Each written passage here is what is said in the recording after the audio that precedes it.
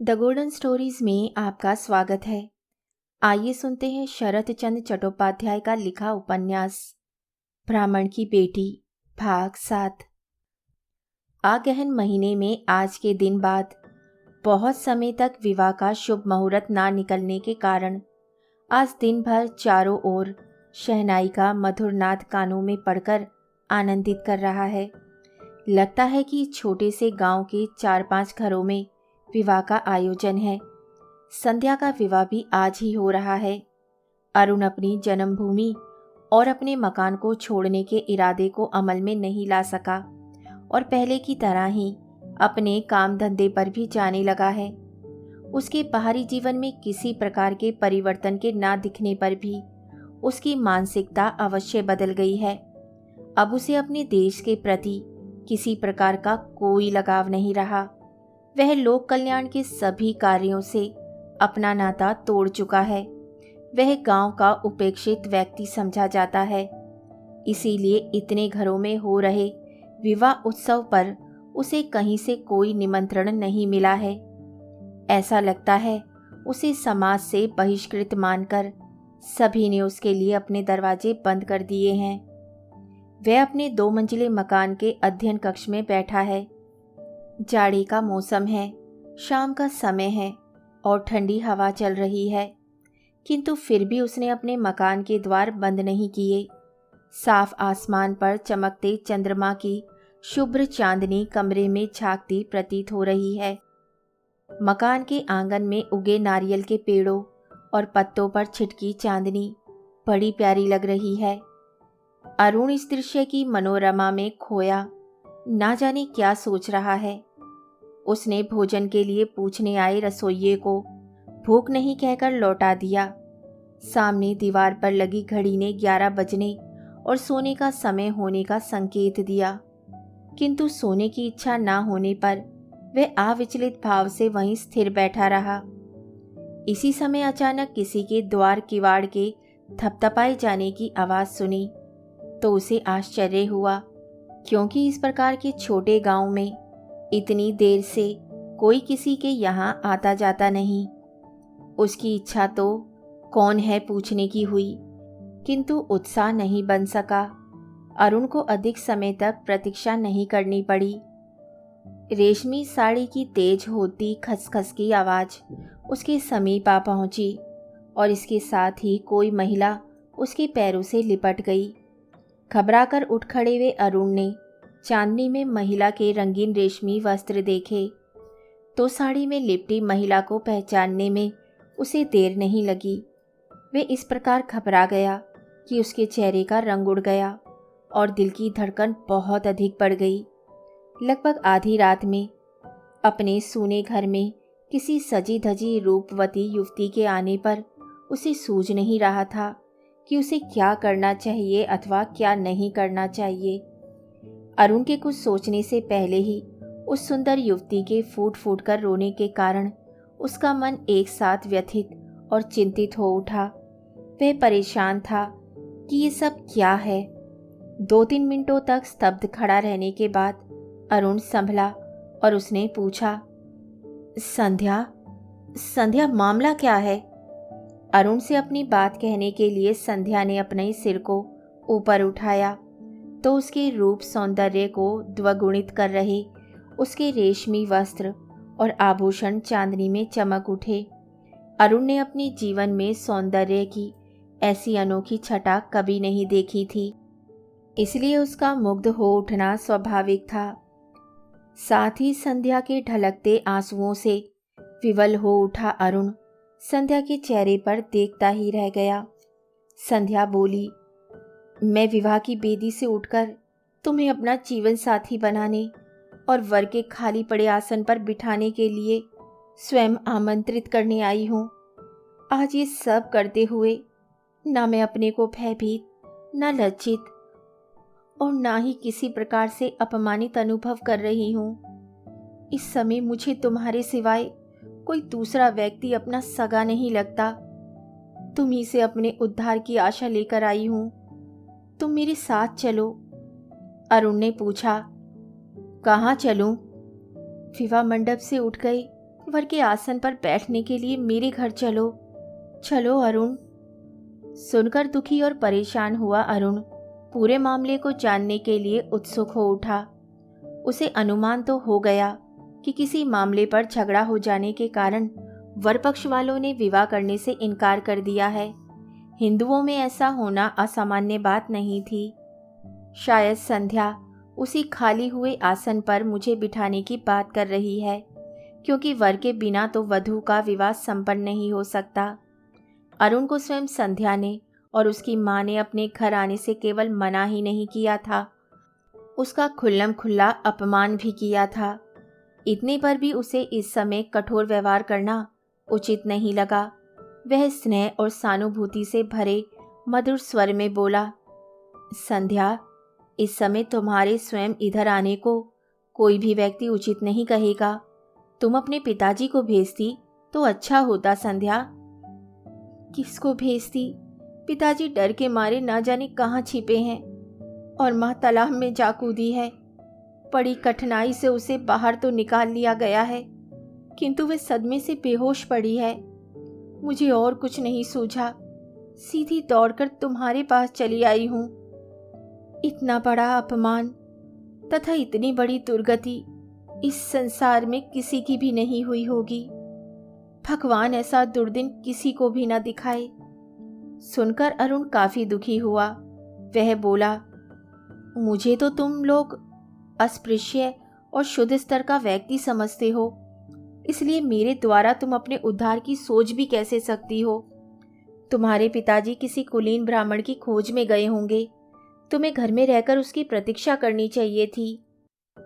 रोती बिलखती संध्या बोली, अरुण, मेरे पिताजी किसी को ढूंढने नहीं गए, वे केवल डर कर कहीं छिप गए हैं। अब मुझसे कोई विवाह नहीं करेगा, मुझे केवल तुम्हारा ही सहारा है अरुण। संध्या की उन ऊल चलूल बातों को सुनना अरुण को अच्छा नहीं लगा। वह संध्या को घर भेजने के लिए उसकी बाह पकड़कर उसे उठाने लगा। अरुण को संबोधित कर संध्या बोली, मैं तब तक तुम्हारे चरणों को पकड़े रहूंगी जब तक तुम मेरे उद्धार को सहमत नहीं हो जाते। जहां तक मेरी कुलीनता की बात है तो वह भी सुन लो। वास्तव में मैं ब्राह्मण संतान न होकर नाई की लड़की हूँ। अब तो मेरे हाथ का छुआ पानी भी कोई नहीं पिएगा।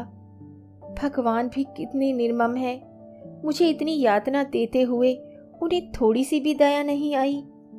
अरुण को लगा कि शायद संध्या होश हवास में ना होने के कारण अंट-संट बके जा रही है। संभव है कि अवांछनीय कुछ हुआ ही ना हो। मुझ में आसक्ति के कारण ही संध्या विवाह मंडप से भाग आई हो। अब तक तो उसके घर पर कोहराम मचा होगा। यह सोचकर अरुण ने संध्या को समझा बुझाकर घर भेजने का इरादा किया। उसके सिर पर हाथ रखकर अरुण धीरे से बोला, संध्या, अच्छा उठो, मैं तुम्हें तुम्हारे घर छोड़ आता हूँ।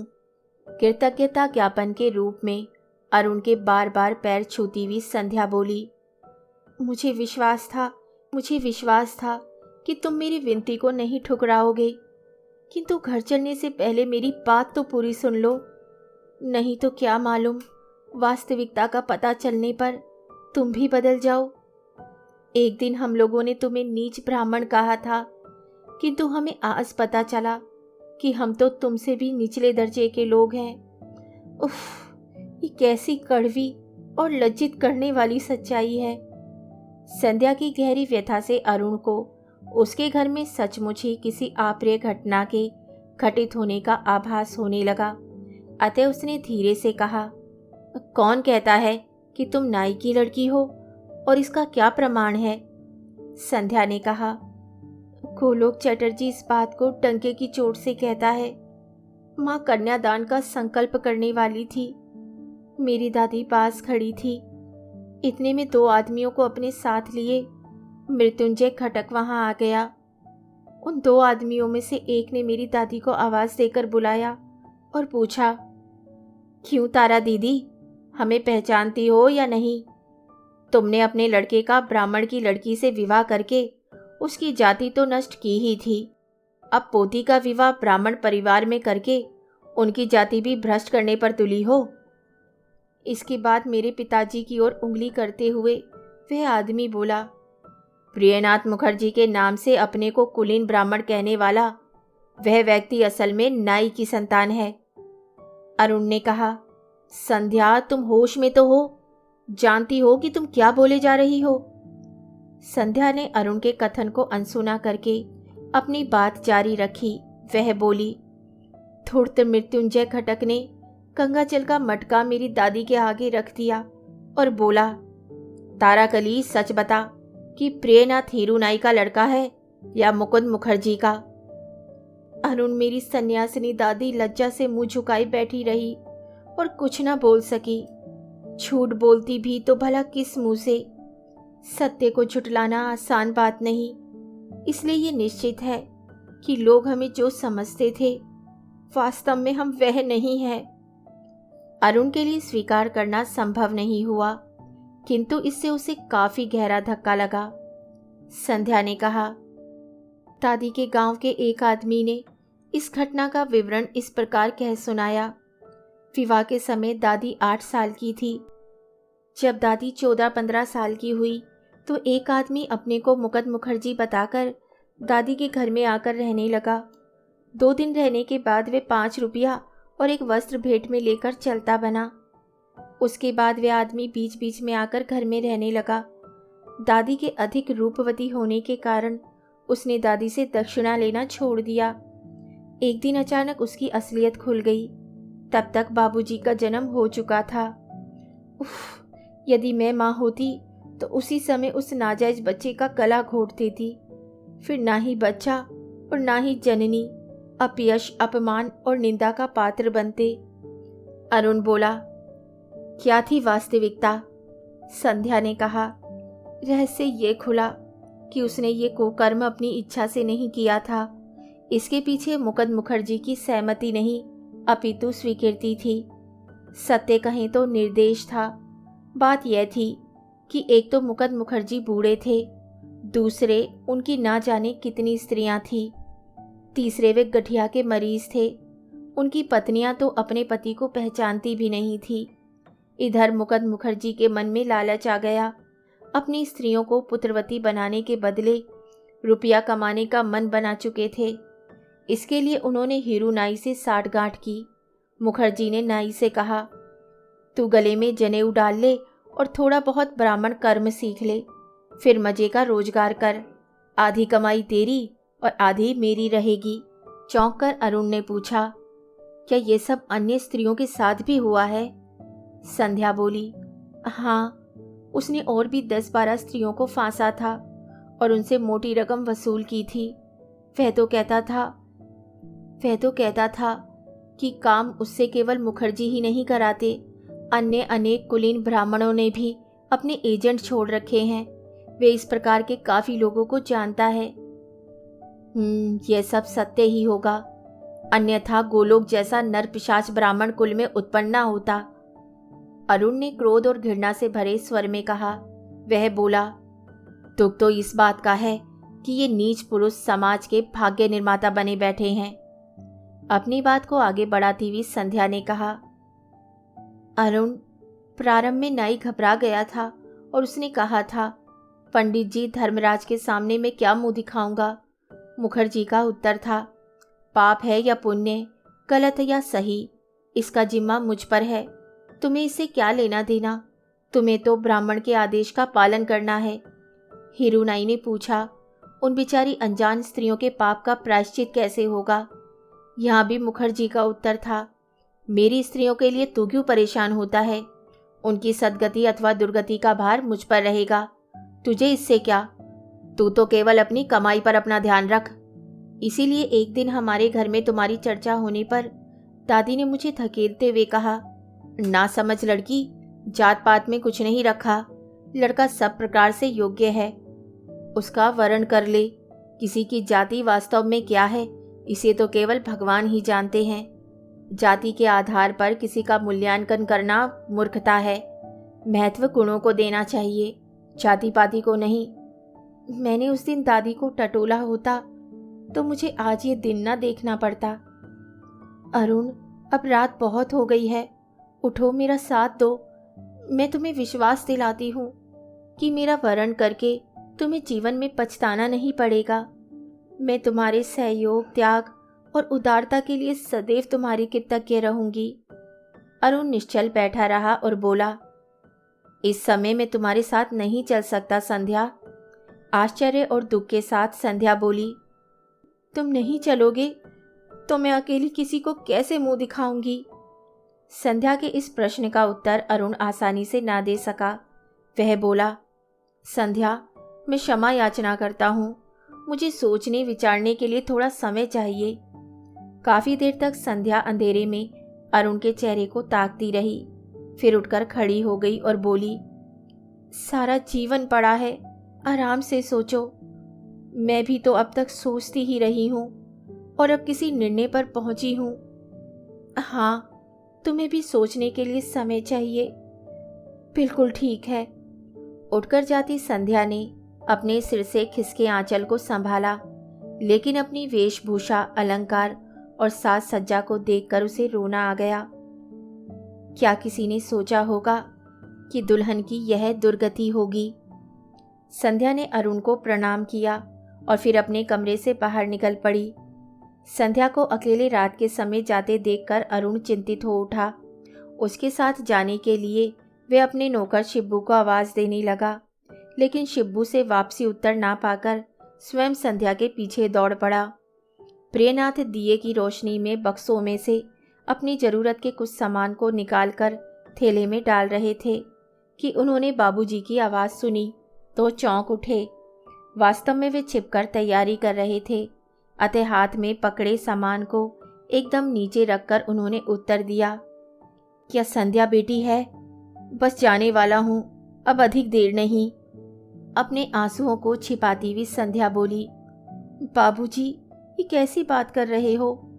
घबराकर प्रियनाथ बोले, क्यों, मैंने कुछ गलत कह दिया बेटी? थैले को पकड़ती हुई संध्या ने पूछा। बाबूजी, इसमें आपने क्या रख छोड़ा है?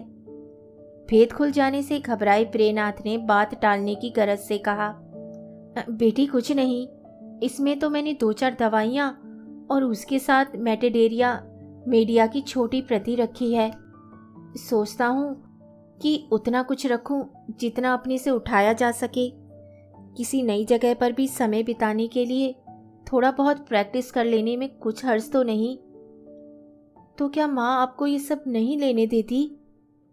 प्रियनाथ ने संकेत से इस प्रश्न का उत्तर देना चाहा। संध्या कुछ भी समझ नहीं सकी। बाबूजी, तुम्हारा कहाँ जाकर प्रैक्टिस करने का इरादा है? बेटी, वो वृंदावन में, तुम तो जानती हो कि वहाँ निरंतर यात्रियों का तांता लगा रहता है। वहाँ रोगियों को दवा देने में महीने में 4-5 रुपए की आय हो जाना कोई बड़ी बात नहीं।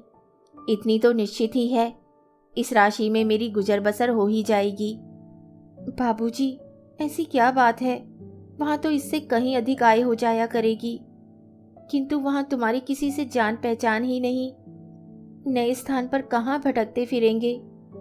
यदि कहीं जाना ही था तो अपनी माँ के साथ काशी चले जाते। बेटी, मैं अपने साथ किसी और की नहीं लपेटना चाहता, भले ही वह माँ हो या फिर मेरी पत्नी हो। मेरे कारण लोगों को काफ़ी दुख और अपमान सहना पड़ा है। अब तो मैंने अकेले अनजान स्थान पर गुमनाम जिंदगी जीने का मन बना लिया है। पिता की छाती पर अपना सिर टिकाकर और उसके दोनों हाथों को अपने हाथ में लेकर संध्या बोली, बाबूजी, तुम तो तभी जा सकोगे जब मैं तुम्हें अकेला जाने दूंगी। लड़की के हाथों अपने हाथों को छुड़ाकर प्यार से उसके सिर को सहलाते हुए प्रियनाथ ने मधुर स्वर में कहा, बिटिया, मेरे साथ किसी अनजान स्थान पर तू कहाँ भटकती फिरेगी? देखो, तुम्हारी माँ बेचारी ने भी बहुत दुख कष्ट झेले हैं। तू उसके साथ रहकर उसे धीरज बंधा। हाँ, मुझे पूछता हुआ कोई रोगी आ जाए तो उसे तुम दवा दोगी। यही तेरे द्वारा की गई मेरी सेवा होगी। यदि तुम्हारी माँ देना चाहे तो मेरी पुस्तक विपिन को दे देना। वे बेचारा गरीब होने के कारण न किताबें खरीद सका और न ही कुछ सीख सका। संध्या बोली, बाबूजी, मैंने तो तुम्हारे साथ चलने की ठान ली है, ये देखो, मैंने प्रतिदिन पहनने के कपड़े का थैला बना लिया है। इसी कथन के साथ संध्या ने अपना झोला पिता के आगे रख दिया। प्रियनाथ संध्या की प्रकृति को जानते थे, इसलिए उन्होंने अधिक समझाना बुझाना बेकार समझा। वह बोले, ठीक है, तेरा हट है तो मैं क्या कह सकता हूँ, किंतु यह ना भूलना कि इससे तुम्हारी माँ को बहुत दुख कष्ट होगा। संध्या ने कल रात सभी लोगों को अपने पिता पर थू थू करते देखा है। सौभाग्य की बात थी कि ये लोग अपने ही मकान में रहते थे। यदि कहीं किराएदार होते तो शायद लोगों ने इन्हें गांव से बाहर निकाल दिया होता। अपने परिवार के इस अपमान को भुलाना संध्या के लिए आसान नहीं था। फिर भी आज उसने इस बात को मुंह पर नहीं आने दिया। वह तो केवल यही एक रट लगाती रही, मुझे तुम्हारे साथ चलना है। उसके कारण के अंतर्गत यह भी जोड़ दिया, यदि मैं तुम्हारे साथ ना चली तो तुम्हारी देखभाल कौन करेगा, तुम्हें पकाकर कौन खिलाएगा। यह कहकर संध्या ने अपने पिता के सामान को ठीक से संभालकर थैले में रखा और फिर बोली, बापू, हमें अभी यहाँ से निकल जाना चाहिए, तभी हम 12 बजे वाली गाड़ी पकड़ सकेंगे। माँ के बंद कमरे के बाहर से माँ को प्रणाम करके संध्या ने माँ को सुनाते हुए कहा, माँ, मैंने केवल 2 साड़ियाँ और ब्लाउजों को छोड़कर तुम्हारे घर से कुछ भी नहीं लिया है। मैं बाबूजी के साथ जा रही हूँ, रुकने का समय नहीं है। तुम मेरे अपराधों के लिए मुझे क्षमा कर देना। ये कहकर संध्या रो पड़ी। भीतर से कोई उत्तर ना पाकर संध्या बोली, माँ, हम तो अपमानित और कलंकित होकर यहाँ से विदा हो रहे हैं, किंतु इसमें हमारा भी कोई दोष है अथवा हमें गलत व्यवस्था का शिकार होना पड़ रहा है। इस सत्य को केवल अंतर्यामी ही जानते होंगे। न्याय करने वाला भी तो भगवान ही है। भीतर से ना तो कोई आवाज आई, ना ही बंद किवाड़ खुले। लिहाजा निराश होकर संध्या अपने पिता के साथ सीढ़ियों से नीचे उतर गई। नीचे खड़े युवक को चांदनी के प्रकाश में पहचानकर प्रियनाथ ने पूछा, बेटे अरुण हो ना? अरुण बोला, आपके 12 बजे की गाड़ी से जाने को सुनकर आपसे मिलने भागा आया हूँ। प्रियनाथ बोले, बेटे, मैं तो संकट में पड़ गया हूँ। लड़की साथ चलने पर आमादा है, मेरा साथ छोड़ना चाहती ही नहीं, जबकि मेरा कहाँ जाना और कहाँ ठहरना आदि कुछ भी निश्चित नहीं है। इस पगली को तुम ही समझाओ। सुनकर चकित हुए अरुण ने पूछा, संध्या, यह मैं क्या सुन रहा हूँ? संध्या बोली, हाँ, सच है। अरुण थोड़ी देर बाद बोला, संध्या, मैं उस रात प्रयत्न करने पर भी किसी निश्चय पर नहीं पहुंच सका था, किंतु आज मैं तुम्हें अपनाने का निश्चय करके ही तुम्हारे पास आया हूँ। प्रियनाथ के लिए अरुण का कथन एक पहेली थी, इसलिए वे उसके चेहरे को ताकते रह गई। संध्या धीरे से बोली, वो उस दिन मैं बिना सोच विचार किए तुम्हारे पास दौड़ी चली आई थी, किंतु अब मेरा मन स्थिर हो गया है। क्या स्त्रियों के लिए विवाह के अतिरिक्त कुछ और भी करणीय है या नहीं, इसकी जांच परख के लिए मैंने पिताजी के साथ जाने का निश्चय किया है।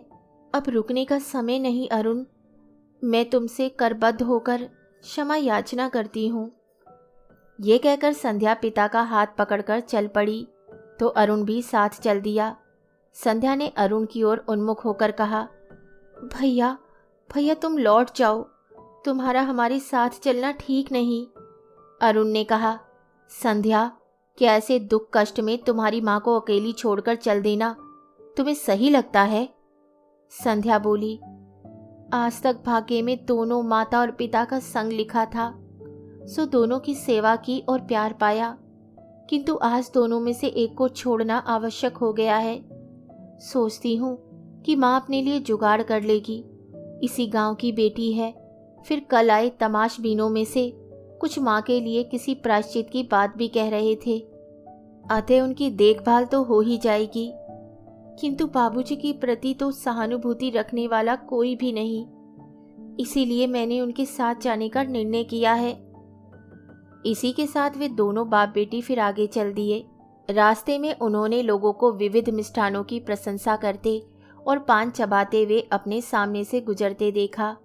वे लोग आनंद और तृप्ति से निहाल हो रहे थे। उनका सामना ना करने की इच्छा से संध्या ने अपने को तथा अपने पिता को ओट में कर लिया और उन लोगों के दूर चले जाने पर उन्होंने अपनी राह पकड़ी। थोड़ी दूर आगे बढ़ने पर लोगों की तृप्ति, प्रसन्नता और संतुष्टि का कारण स्पष्ट हो गया। समीप की अमराई के पीछे गोलोक चटर्जी के घर तीव्र प्रकाश और कोलाहल से वहां हुए उत्सव का पता चलता था। अभी तक खाने वाले उच्च स्वर में पूड़ी, दही, मिठाई की मांग कर रहे थे। प्रियनाथ ने कहा, गोलोक के विवाह का भोज हो रहा है। चटर्जी खिलाने पिलाने में उदारता दिखाता है। आज भी उसने 5 गांवों के सभी लोगों, शूद्रों, बनियों तथा ब्राह्मणों को निमंत्रण दिया लगता है। आश्चर्य में पड़ी संध्या ने पूछा, किसके विवाह का निमंत्रण? तेरे नाना गोलोक ने फिर से विवाह किया है। हाँ, गोलोक ने परसों प्राण कृष्ण की लड़की से विवाह रचाया है। क्या हरिमती के साथ? अरे, वह तो उसकी पोती की आयु की है। हाँ, हरिमती के साथ। लड़की बड़ी हो गई। बाप गरीब ब्राह्मण था। चटर्जी ने दोनों के उद्धार का पुण्य कमा लिया। बाबूजी, ये पुण्य नहीं है, घोर पाप है, घोर। यहाँ से जल्दी चलो, मेरा सिर चकराने लगा है।